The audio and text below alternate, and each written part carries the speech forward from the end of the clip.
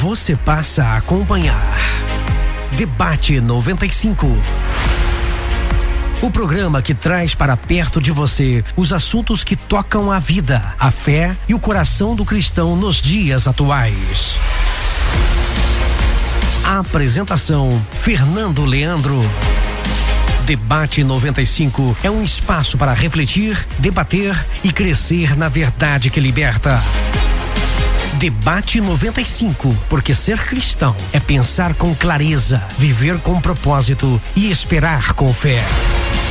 Aperte o play e entre neste debate conosco.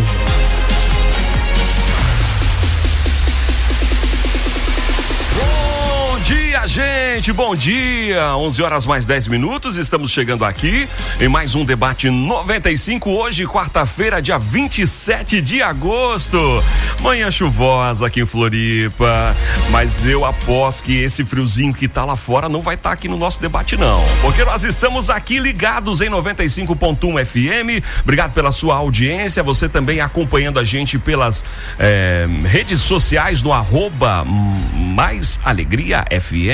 Ok, vamos lá, e também através do nosso app Mais Alegria FM e claro também através do www.maisalegriafm.com.br. Nosso debate 95 indo ao ar oferecimento de Faculdade Mais de Cristo. Você quer crescer na fé e aprofundar seu conhecimento bíblico? Então, por que não? Venha estudar conosco na Faculdade Mais de Cristo, oferecendo bacharel livre em teologia, com mais de 2.500 horas de formação sólida, bíblica e prática. Também conosco aqui a editora Mais Fé Publicações. Isso, vamos lá levar o seu sonho, o sonho do livro tão esperado, através da editora Mais Fé Publicações. Acesse agora mesmo o Instagram, @Mais Fé Publicações, inspirando vidas, transformando gerações. E na viagem de hoje do nosso programa, estamos também com a Mais Viagens, a sua viagem dos sonhos, é com a Mais Viagens, um conceito inovador, claro, oferecendo aí tudo o que você precisa para tornar a sua viagem inesquecível. Acesse agora mesmo maisviagensbr.com.br e embarque nessa aventura.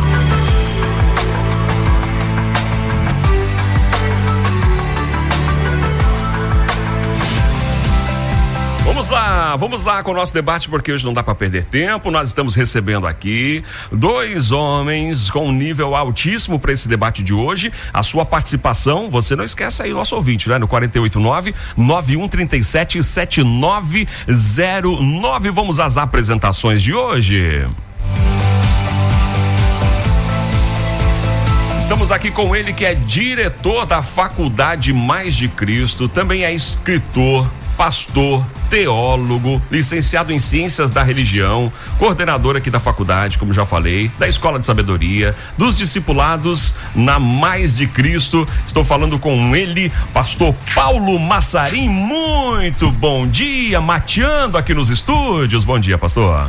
Bom dia, pastor Fernando. Bom dia, pastor Tassos Licurgo. Alegria poder conhecê-lo e a todos os ouvintes que estão ligadinhos aqui na Mais Alegria. Essa conversa promete hoje, hein? Vambora, vamos lá. Também está conosco aqui ele, que é professor titular, Departamento de Artes da UFRN, Universidade Federal do Rio Grande do Norte, Vesting Scholar, é isso? Da Reasons to Believe, da Califórnia, Estados Unidos, fundador e presidente do Ministério Defesa da Fé e advogado na OAB de Rio Grande do Norte, pastor Tassos Licurgo. Bom dia. Bom dia, uma alegria muito grande estar aqui, pastor Paulo, pastor Fernando, uma satisfação conhecer este estúdio alto nível da Mais Alegria FM. Vamos lá, vamos embora, vamos começar o nosso debate, mas antes eu quero pedir com o pastor Paulo Massarim, por favor, faça uma breve oração para a gente começar aqui. Pai, muito obrigado pela oportunidade de estarmos neste dia que foi pensado pelo Senhor, reunidos no teu nome, para conversarmos acerca de tudo aquilo que envolve o seu reino. Abençoa cada ouvinte, cada pessoa que vai participar desse programa. Abençoa essa conversa, esse diálogo, em nome de Jesus. Vamos lá, o pessoal tá ligado com a gente aqui, o José Carlos tá ligadinho com a gente, forte abraço, José, obrigado pela sua audiência. O Marcelo Tumé também está conosco aqui, o Gustavo Rez lá do Pedra Branca tá ligadinho com a gente, o Jonas da Prime Seg, pastor André Matei, Araci lá do Alex, abraço Araci, obrigado aqui pelo convite, depois eu já vou dar uma lidinha tudo aqui, tá bom?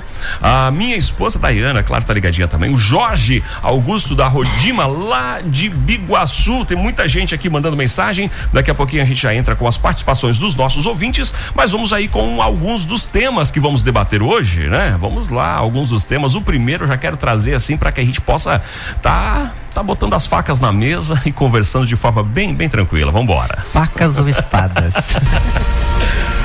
Vamos falar um pouquinho sobre política? Vocês gostam um pouquinho de política, gente? Bora, Tasso? Vamos lá? Qual deve ser o papel da igreja diante da crescente polarização política? O cristianismo deve assumir um posicionamento claro em questão a governo, sociedade, enfim, ou deve preservar uma postura, digamos, mais profética? A gente ora e não faz nada ativamente, ou seja, politicamente. Sintetizando tudo, vamos lá. A igreja deve se envolver na política ao ponto de apresentar os seus candidatos ou apenas orando pela nação? Quem começa? Pastor Tassos.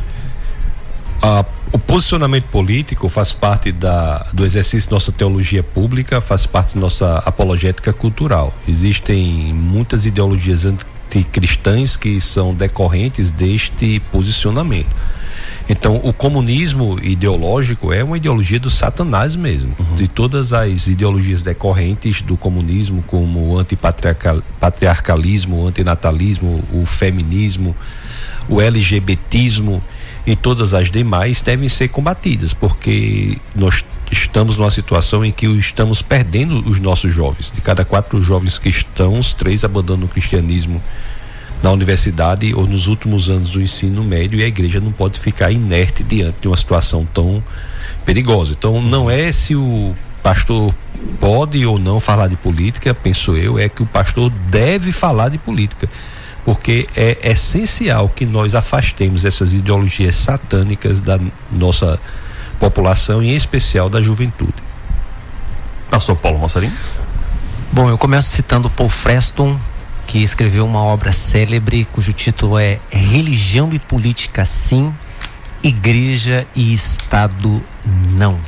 Quando falamos em política, é importante lembrar Aristóteles, que defendia a tese que o homem é um animal político, e obviamente Mircea Eliade ao destacar que o homem arreligioso em estado puro é algo inexistente. O próprio teólogo russo Nikolai Berdyaev dizia que, após pesquisar inúmeras culturas, o que ele encontrou foi sistemas ateus, mas civilizações ateias inexiste. Isso para dizer que religião e política sim interagem. Agora, o problema é quando nós confundimos Estado com igreja.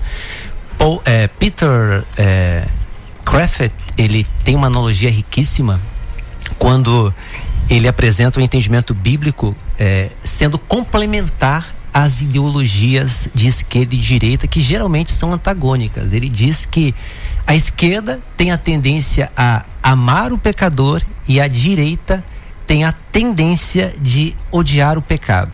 Porém, se a gente analisar isso, a gente vai perceber no entendimento bíblico cristocêntrico que tanto amar o pecador quanto odiar o pecado deveria ser a marca do cristão, uma vez que é a marca de Cristo. Então, a proposição seria mais compassiva com os pecadores do que os liberais, de forma que os esquerdistas o são, e mais incompassíveis com o pecado do que os conservadores, de modo em que os direitistas o são. Ou seja, se a gente pegar essas duas linhas ideológicas, a gente não pode, em hipótese alguma, deixar escapar do horizonte da reflexão cristã que o Evangelho de Jesus, ele é meta-ideológico, ou seja, ele está para além das ideologias. Edgar Morin foi muito feliz quando ele disse que ideias são entidades possessivas, ou seja, são mais do que instrumentos da intelecção humana. Às vezes pensamos que possuímos a ideia, quando na verdade é a ideia que nos possui. Então, na minha perspectiva, é importante o cristão ter sim o seu posicionamento, mas não confundir essas premissas. É aquilo que eu digo, não confundir habeas corpus com corpus Christi. Jamais reduzir o evangelho de Jesus a um espectro político, porque ele está para além do viés político. A revelação de Jesus e do evangelho. Eu fecho meu microfone e eu acabo com a entrevista aqui, né? Uma frase chegando aqui, o Wellington tá mandando para nós, que ela é atribuída a Spurgeon. Só os tolos acreditam que política e religião não se discutem. Por isso, os ladrões continuam no poder e os falsos profetas continuam a pregar. Uma pergunta que eu acho que foi aqui um tema já que a gente debateu ontem e também na segunda-feira com os nossos ouvintes, é se essa questão de se envolver com a política, ok. Mas uma coisa que ficou muito latente aqui foi a questão de as igrejas apresentando os seus candidatos, colocando os seus candidatos, tomando esse partidarismo para dentro das igrejas. Inclusive até dos questionamentos foi essa questão de usar os púlpitos como palanque eleitoral. Como que fica isso? Pastor Tasso. Não, achei interessante, eu queria saber de onde saiu essa premissa de que a esquerda ama o pecador. Eu acho que a esquerda defende o aborto, defende castração de pessoas. Essas ideologias anticristãs são em sua maioria esquerdistas. Eu acho que há claramente uma falta de evidência na defesa dessa premissa de que a esquerda ama o pecador. Stalin matou 20 milhões de compatriotas. Os regimes esquerdistas são ditatoriais. A esquerda detesta, o feminismo detesta a mulher.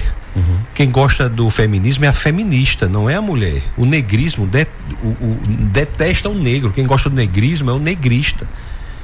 Então eu acho que a gente tem que ter bastante clareza em comparar as coisas com todas as vênias possíveis, mas nós estamos falando de uma ideologia satânica que é o comunismo. Uhum. O comunismo afasta as pessoas de Jesus Cristo.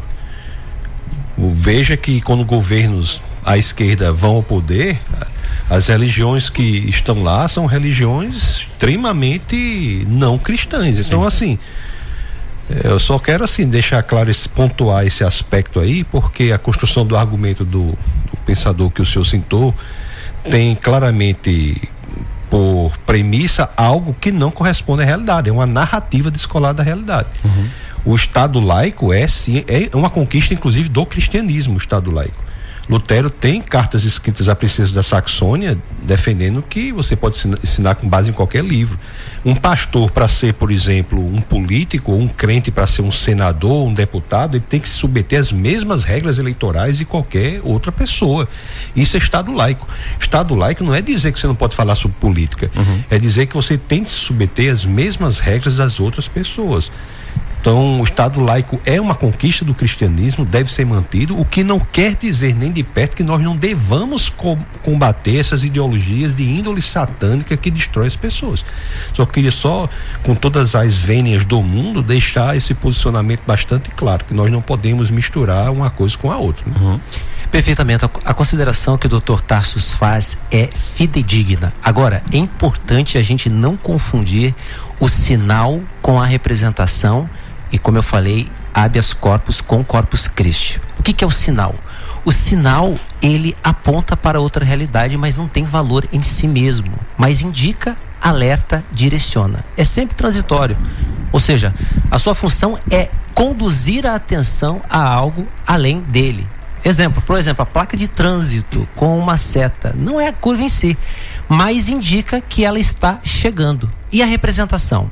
A representação é algo que se torna presente dentro de uma realidade ausente de forma simbólica ou figurativa. Tem valor em si porque faz memória, imagem ou atualização daquilo que representa. Por exemplo, uma bandeira. A bandeira, ela não apenas aponta, mas representa a pátria. Inclusive, agora, o Trump está penalizando aqueles que queimarem bandeira. Então, resumindo, representação é tornar presente por meio de algo. A diferença é a seguinte: sinal indica algo que virá ou está além. representação manifesta ou expressa algo ausente de modo simbólico. Agora, diferença aplicada, gente. A esquerda, ao insistir no amor ao marginalizado, aponta para a compaixão de Cristo. A direita, ao insistir na ordem e no combate ao pecado, aponta para a santidade de Cristo. Ambas são setas que podem, de algum modo, indicar aspectos do reino. Quando falamos, por exemplo, da justiça social e da compaixão ao marginalizado, nós estamos falando de um sinal, e aqui está a questão, a gente não pode confundir sinal com representação.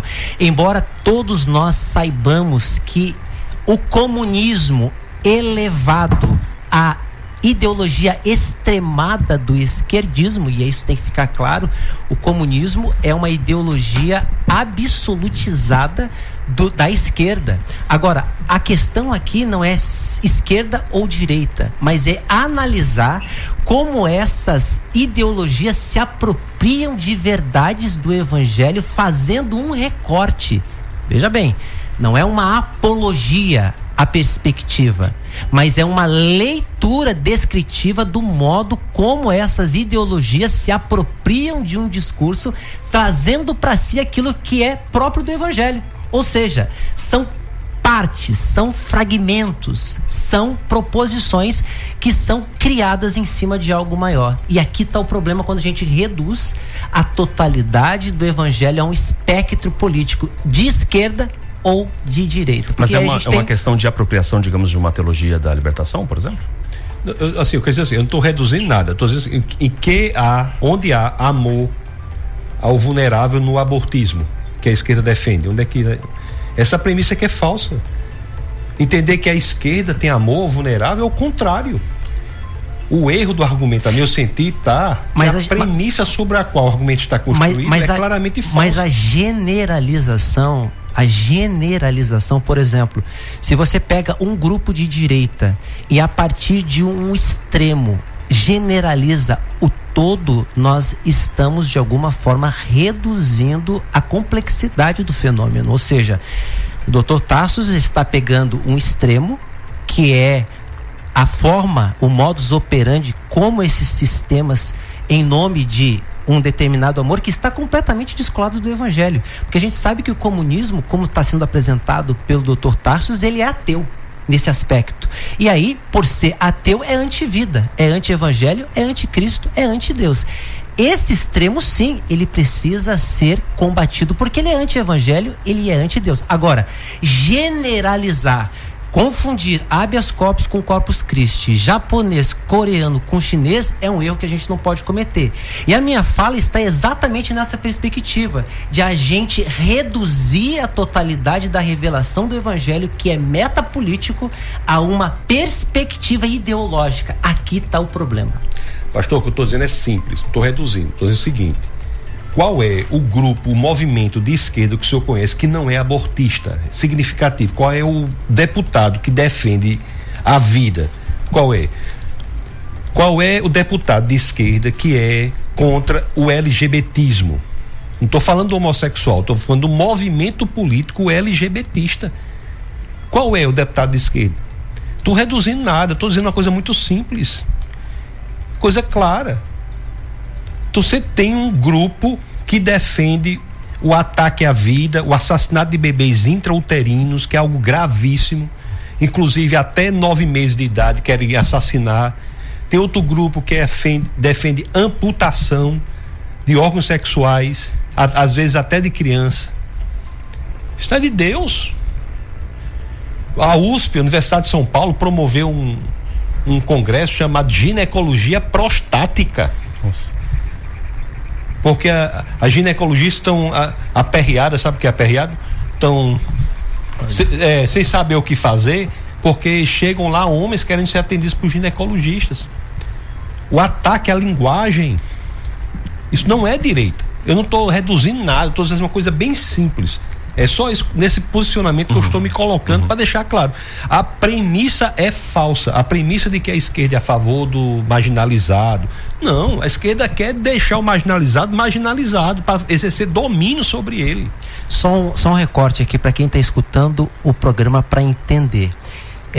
A minha fala, ela vem em relação à forma como esses movimentos se apropriam do discurso do Evangelho. E talvez seja essa questão aqui que não esteja clara na nossa conversa, ou seja, é a forma como a esquerda se apropria de um recorte do Evangelho para defender uma tese e uma bandeira, ou seja, não é uma afirmação, mas uma constatação. A minha leitura aqui é uma constatação na perspectiva de Peter Griffith de como esses discursos ideológicos se apropriam, trazendo para si aquilo que é uma revelação de Deus. Então eu estou acima dessa perspectiva, pastor.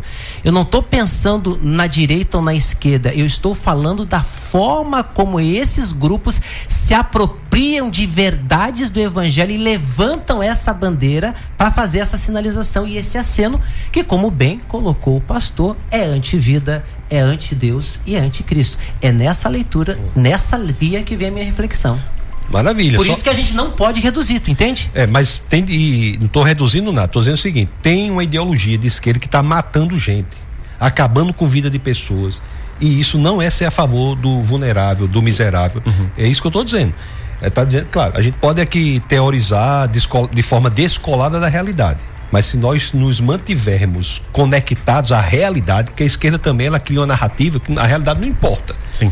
A esquerda detesta a realidade, ela quer a narrativa, é a teorização descolada da verdade da realidade. Se nós nos mantivermos conectados à realidade, existe um movimento político que quer matar crianças intrauterinas. É isso que eu estou dizendo. Então não é sequestrar discurso, é simplesmente olhar com clareza e ver, peraí, tem um grupo aqui que está matando gente, esse grupo aí matando gente sem nenhuma justificativa, crianças indefesas, vulneráveis, intrauterinas, esse grupo aí, isso aí não é de Deus, não é cristão. E esses grupos devem ser combatidos. Aí acabou-se a esquerda, porque se a gente combater isso, acabou a esquerda. É isso que eu quero também. Vamos combater esse grupo, acabar a esquerda, vai sobrar só quem defende o quê? A vida, a liberdade, a prosperidade.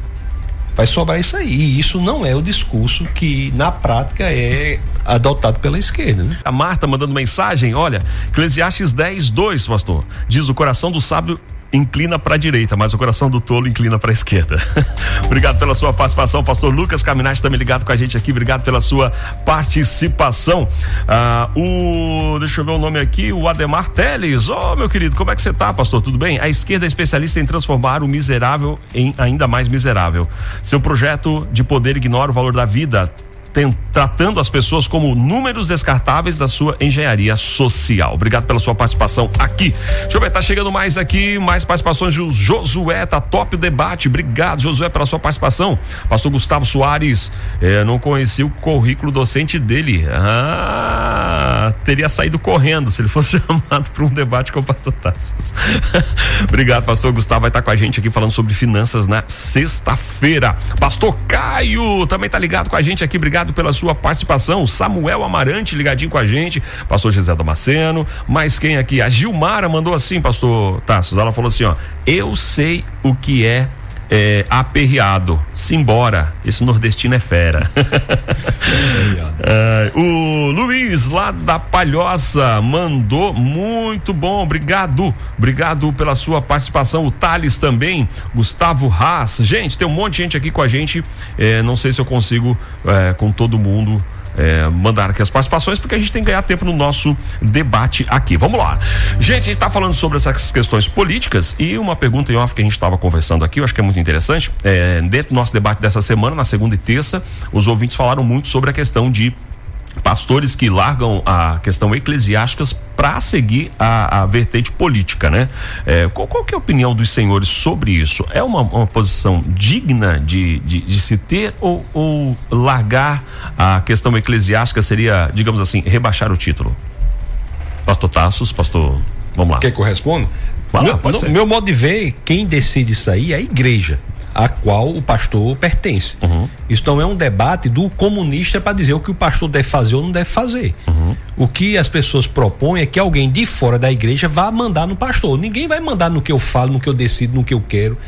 Quem decide é a igreja a qual eu pertenço.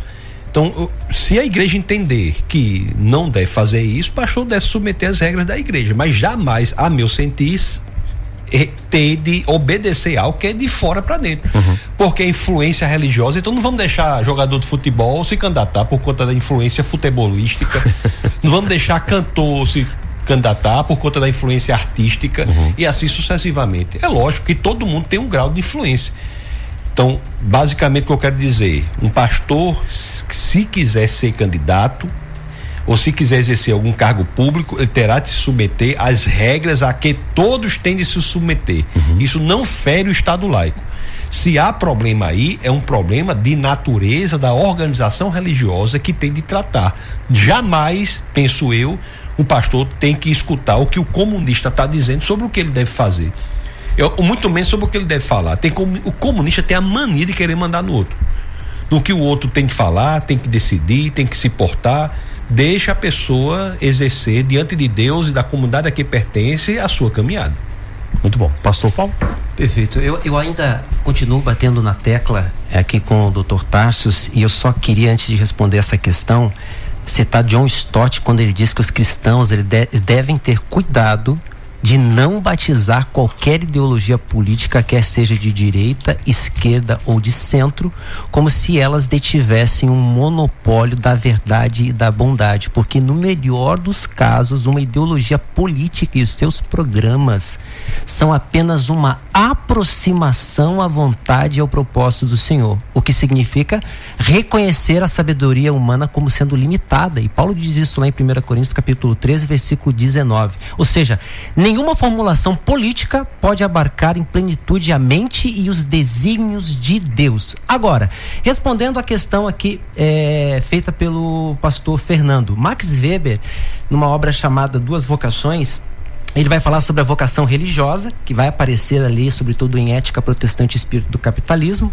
1904 e 1905, e ele vai destacar que, especialmente no calvinismo, a ideia de vocação, Beruf, ganha novo peso, porque não é apenas uma questão de chamado religioso, mas todo o trabalho diário como sendo um chamado de Deus. Assim, a vida profissional cotidiana se torna parte da vida espiritual. E ele vai falar da vocação política. E aí, isso vai aparecer na conferência dele, na obra A Política como Vocação, onde ele vai destacar a vida pública, na polis, como uma vocação. Então, a pergunta para responder se o pastor deve ou não se envolver com a vida política é uma questão de vocação. Se ele tem vocação e chamado para tal, sim. Se ele não tem, se ele instrumentaliza, e aqui a gente tem que sempre fazer os contrapontos, porque é muito fácil a gente falar de um grupo e excluir o outro.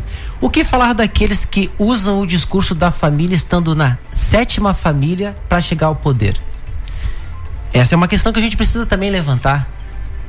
Pessoas que não amam a família pela família, mas servem-se da família nuclear como nós conhecemos, amam tanto a família que já tem 10 famílias, ou seja, querem o poder. E aqui está uma discussão que a gente não pode tirar do debate, é analisar de fato qual é a motivação que leva esse pastor para a política. É o amor à vida pública, à sociedade, ou é simplesmente um projeto de poder pessoal que está conduzindo ele à vida pública? Porque o poder é uma droga que vicia a alma. E quantas pessoas não querem mais sair do poder exatamente pelo fato dos benefícios que o poder traz?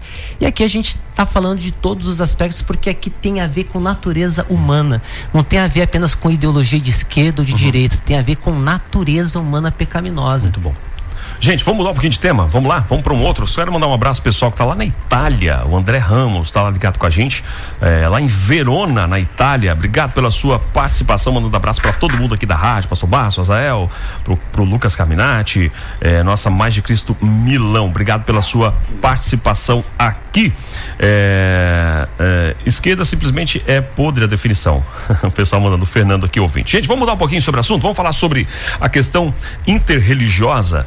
O cristianismo, ele tem como manter um diálogo com outras culturas religiosas? Ontem eu estava vendo um debate do Dr. Tassos com um rabino falando sobre a questão do Antigo Testamento, Novo Testamento, né? Se essa questão, se ele se comunicava, se ele tinha como se comunicar. A defesa do rabino é que não, inclusive ele não aceitava nada, não via que não era possível isso, porque não reconhecia as questões das escritas, ele não tinha, na verdade, nenhum conhecimento sobre as cartas paulinas, e o senhor defendendo veementemente que sim, que o Antigo Testamento para nós é um livro só, né? Um livro só. Mas a questão é, o cristianismo, ele tem como ter um diálogo com o hinduísmo, com o judaísmo, com essas outras religiões ocidentais, orientais, de uma forma que não tente evangelizar essas outras religiões? Todas as visões de mundo são exclusivistas. Temos que começar daí. Todas as visões de mundo dizem que, se elas forem verdadeiras, as outras são falsas. Porque são inconciliáveis entre si. Duas visões de mundo inconciliáveis entre si não podem ser ambas verdadeiras. Não é porque eu não queira, não, porque é uma questão de lógica. O Islã e o cristianismo não podem ser ambos verdadeiros. Um diz que Jesus morreu e ressuscitou, o outro diz que nem morreu. Então, ou um está falso, ou outro não está. Então, o exclusivismo não é algo do cristianismo unicamente, mas de todas as visões de mundo, inclusive do ateísmo. O ateísmo também é exclusivista, porque ele é materialista. Então, uma visão de mundo pode se comunicar com a outra? Pode, desde que ambas queiram buscar a verdade. A tolerância não quer dizer que seja lá o que você pense é verdadeiro. Tolerância quer dizer que o direito que eu tenho de expressar minha visão de mundo, você tem de expressar a sua visão de mundo. O que vai tornar uma visão de mundo verdadeira ou falsa não é o direito de eu expressá-la, mas são as evidências. No caso do cristianismo, o cristianismo pede evidências. Existem inúmeras passagens que nós podemos trazer aqui para dizer isso. A 1 Coríntios 15:14 talvez seja a principal. O apóstolo Paulo diz: se Cristo não ressuscitou, é vã nossa fé, é vã nossa pregação. Se Cristo não ressuscitou, a base do cristianismo é um fato histórico público, a ressurreição física de um homem de um túmulo público. Lucas capítulo 3, verso 1, você tem vários elementos ali que só são possíveis no ano 29 depois de Cristo. Jesus quer que nós investiguemos o cristianismo e que nós cheguemos à conclusão, porque ele é a verdade. João 14,6, ele diz: o caminho, a verdade e a vida, ninguém vem ao Pai senão por mim. Então o cristianismo, ele se propõe verdadeiro e se coloca a possibilidade de investigação. Outras visões de mundo não fazem isso, porque você veja que a base do cristianismo não é um fato que se quer unicamente verdadeiro, mas ele é verificável. Essa é a grande diferença. Quando você diz se Cristo não ressuscitou, conforme eu citei em 1 Coríntios 15:14, essa ressurreição de Cristo não é apenas verdadeira, não apenas se pretende verdadeira, mas mais impressionantemente ela é verificável. Veja que não é um fato assim que pode ser verdadeiro, mas não é verificável. Vou dar um exemplo de um fato verdadeiro que não é verificável. Um sonho que eu tivesse tido hoje. Eu sonhei tomando um cafezinho aqui no estúdio, tomando um chimarrão aqui no estúdio. Esse sonho poderia ter sido verdadeiro, mas não seria verificável. Porque você pode chamar o melhor neurocirurgião da face da terra, abrir o meu cérebro, não vai encontrar o sonho que está ali. Sim. Então o cristianismo, ele é a expressão genuína da verdade e é verificável. Então é possível, o diálogo sem negociar a verdade. Tem que buscar as evidências.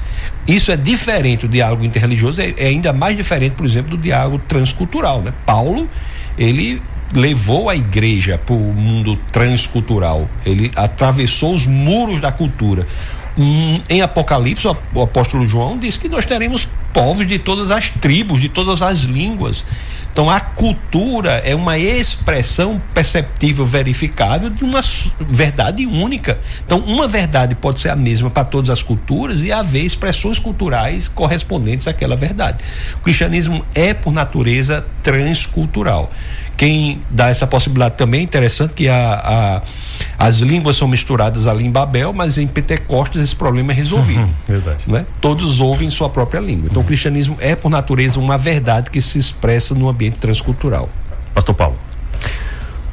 Bom, só reformulando aqui a pergunta de novo, só para quem está acompanhando, faz de novo a pergunta, porque em cima dela, para quem está chegando agora, eu quero também... Vamos lá.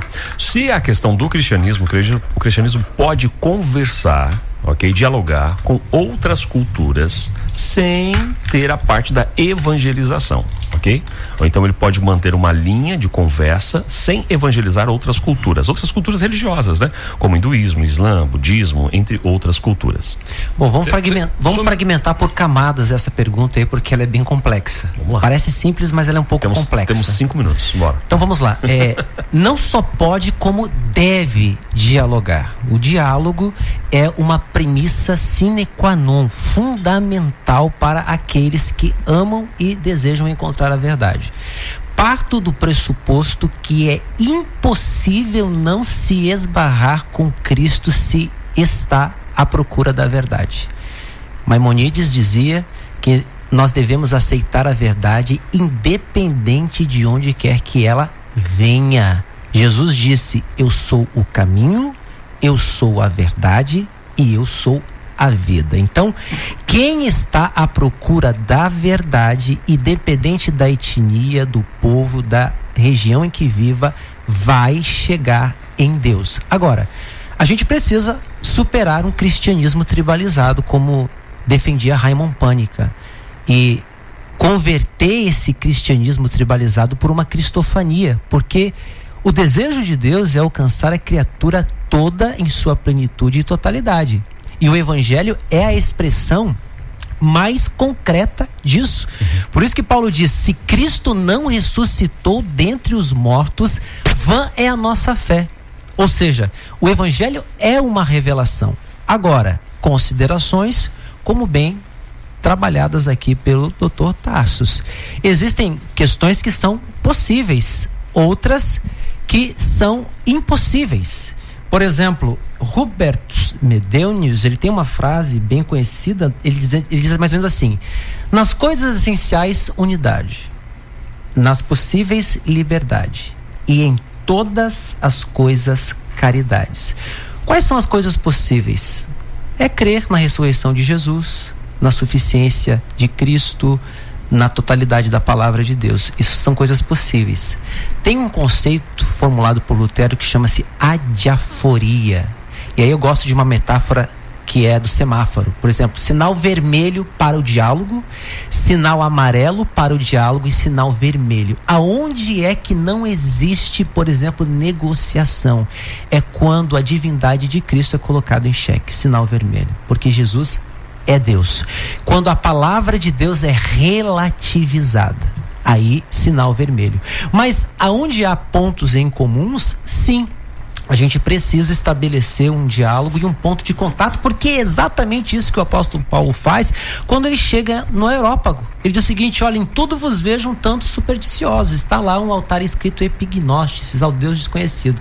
Ele utiliza aquela cultura para evangelizar como ponto de contato e chegar em Jesus, para estabelecer o monogenismo e o criacionismo. Criacionismo, Deus criou os céus e a terra. Monogenismo, de um só fez toda a espécie humana. Então, o diálogo tem uma proposição evangelística. Então, sim, precisamos fazer isso. Agora, o proselitismo deve ser feito com sabedoria, porque o apóstolo Paulo diz que Salomão vai dizer que o sábio ganha almas. Então é muito tênue, tem que fazer o estudo da cultura, tem que se aprofundar para poder alcançar de fato o coração de uma cultura e de uma nação, levando sempre em consideração que o evangelho é transcultural. Concordo, excelente, mas só dizer o evangelismo para o cristianismo é convencimento. É rendição. Estou falando do Islã, a Surah 911, que você tem que submeter, matar quem não... Deixar bastante claro isso aqui. Qual é a sura? 911. 911? Sim. Você chegar pro cristianismo é convencimento. Sim. Então a pessoa vai, você não tem como forçar ninguém a ser cristão. É expor a verdade. Então, e nós somos chamados para isso. Todo cristão ou é um missionário ou é um impostor. Nosso chamado é esse. Então, mas fazer isso com moderação, respeito a 1 de Pedro 3,16 diz isso. Faça isso com a 1 de Pedro 3,15 diz que a gente deve saber a razão da nossa fé. Santifique o Senhor e o seu coração, esteja sempre preparado para apresentar todo aquele que vos pedir a razão da esperança que é em vós. E a 16 diz, mas faça isso com moderação, respeito, equilíbrio. Vou fazer uma pergunta rápida aqui pra gente finalizar. A gente vai ter aqui, eu acho que uns 2 minutos para responder a pergunta, tá? Já acabou? Já vai acabar, já vai acabar. Como assim? O cristianismo pode exercer influência sobre questões culturais sem perder a espiritualidade? Da minha perspectiva, sim. Pode. Pode e inevitavelmente vai influenciar culturas. Historicamente falando, aonde o cristianismo chegou, ele transformou a cultura, transformou as paisagens, todos os cenários possíveis. Isso de forma subjetiva e de forma objetiva. É só estudar as histórias dos avivamentos. Transforma de dentro para fora. Exato. Que é a transformação genuína. Aí é que transformação encontra liberdade. As pessoas são transformadas porque querem ser transformadas. É de dentro para fora, não é imposição. Muito bom, vamos lá. Gente, mandando os abraços aqui, o pessoal que tá ligado com a gente, o Diogo Bittencourt, tá ouvindo a gente aqui, obrigado pela sua participação aqui. A verdade é, Jesus, expressado através do evangelho, não é relativa e devemos nos impor os costumes do mundo. Não devemos, né? Impor os costumes do mundo. Afinal, somos sal e luz. Obrigado pela sua participação. Mas a gente está mandando aqui participações. O pastor Tiago Felipe, lá de São Paulo, acompanhando aqui. Debate tá show. Obrigado. Muito bom, muito bom. Estamos aí. Gente, 11h54. Nosso debate 95 indo ao ar. Oferecimento de Faculdade Mais de Cristo. Acesse agora mesmo www.faculdademaisdecristo.com.br. Também oferecimento de Mais Fé Publicações, publicando a sua obra, o seu livro, tirando da ideia e levando ao papel, ok? E mais viagens, a sua viagem, perto ou longe, ida e volta, com mais viagens, estão aqui junto conosco no nosso debate 95. Quero deixar um espaço agora aqui para os nossos convidados para estar fazendo as considerações finais. Vou dar aí bastante tempo para eles, né? Vou dar 2 minutos e 22 segundos para cada um.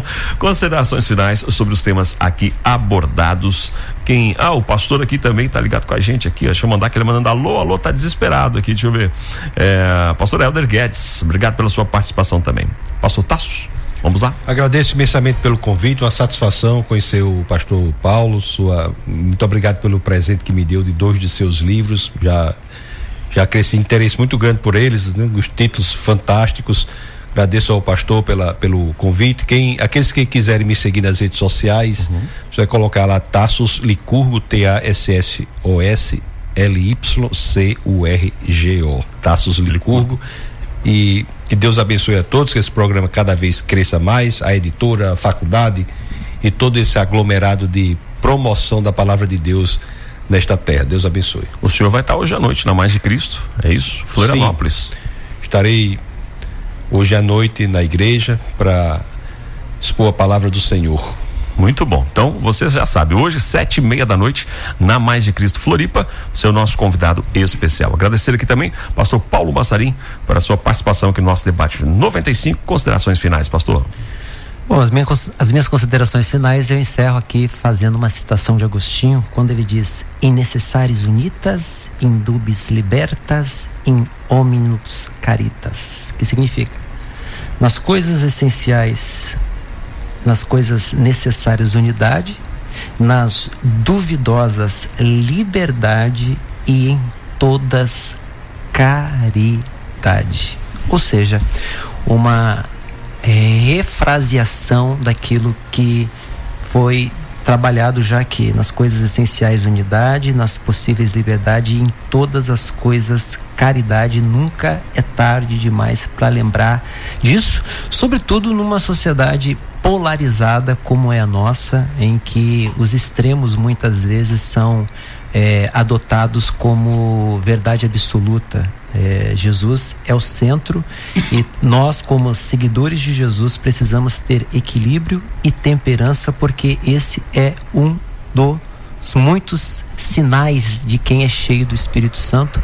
Paulo vai destacar isso. Quero agradecer a Deus pela vida do Dr. Tassos, por poder conhecê-lo mais de perto. E o homem é alto, gente, 2 metros de altura, calça 45 e o filho calça 50. Acabou de me narrar aqui, não faz muito. Dr. Tassos, prazer conhecê-lo. Uma alegria estar com o senhor. E um abraço pra minha esposa. Eu esqueci. Quase. Se eu não falo isso, amor, eu te amo. Sara, eu te amo. Valentina, te amo. Papai ama vocês.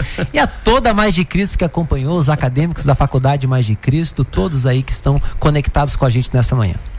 Beleza, gente. Olha, quase final do show da Xuxa aqui, hein? Muito bom. Gente, amanhã a gente está de volta aqui no nosso debate a partir das 11 horas da manhã. Nós vamos estar debatendo o tema nessa sexta-feira com os nossos convidados aqui sobre vida financeira e prosperidade bíblica. Vai ser sensacional. Então, se mantenha ligado na nossa programação. Eu quero deixar um abraço para você, todos os nossos ouvintes VIP, vocês que mandaram aqui a sua participação. Eu sei que muita gente mandou, a gente não conseguiu ler. Geralmente nos dias de debate é assim mesmo, a gente não consegue atender todo mundo, mas muito obrigado pela sua participação. Gente, Deus abençoe, um forte abraço. Tchau, tchau.